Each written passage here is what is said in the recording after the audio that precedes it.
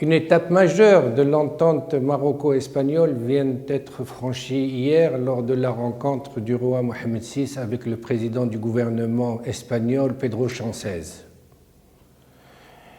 Une étape qualifiée côté espagnol d'historique. Quelle lecture faire de ce sommet du point de vue politique? Quelles sont les pistes qui ont été tracées et quels sont les enseignements et les résultats escomptés? D'abord, un constat. La paix, la sécurité et la prospérité en Méditerranée occidentale à une condition, la nécessaire entente entre le Maroc et l'Espagne.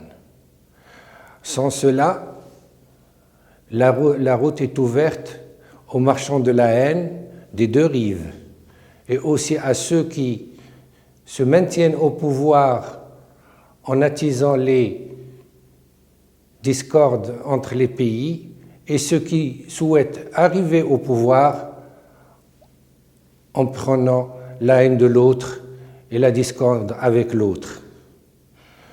Il faut rendre hommage aux dirigeants des deux pays d'avoir perçu la gravité de la situation historique, d'avoir maintenu le dialogue ouvert et d'être arrivé à une feuille de route qui trace un certain nombre de pistes prometteuses pour l'avenir dans le cadre des relations entre les deux pays. Quels sont les éléments de cette feuille de route? D'abord, maintenir un dialogue politique vif et continu. Et il sera d'autant plus intéressant dans la mesure où l'Espagne a reconnu la légitimité des ambitions marocaines, la légitimité de la proposition marocaine d'autonomie pour ces provinces méridionales. Il sera d'autant plus intéressant qu'il mettra fin à l'aventurisme d'un certain nombre d'acteurs qui travailler dans l'ombre afin de torpiller nos deux relations. Un dialogue politique riche, fructueux et continu qui permettra de mettre à plat systématiquement l'ensemble des problèmes, et ils doivent exister, qui vont surgir entre nos deux pays. Une coopération économique renforcée. Nous sommes là dans un terrain ô combien prometteur. L'Espagne vient de confirmer en 2021 qu'elle était la principale partenaire économique du Maroc avec un volume d'échange de 180 milliards de dirhams, ce n'est pas rien, et le Maroc se positionne en tant que partenaire troisième après les États-Unis, la Grande-Bretagne bien sûr parce qu'il est sorti de l'Europe, pour l'Espagne.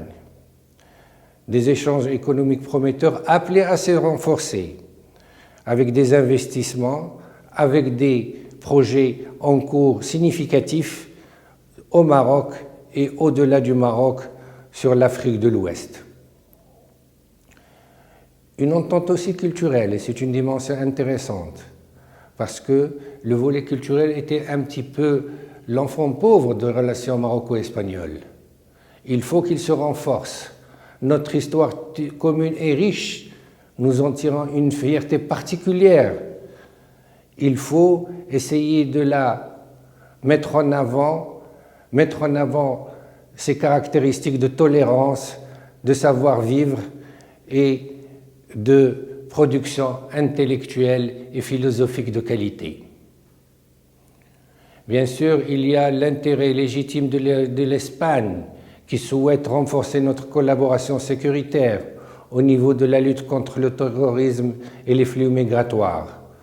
Ça se justifie et nous sommes disposés à aider en ce sens. Le Maroc l'a dit et l'a confirmé et le confirme au quotidien à travers une action inlassable de maîtrise de son territoire.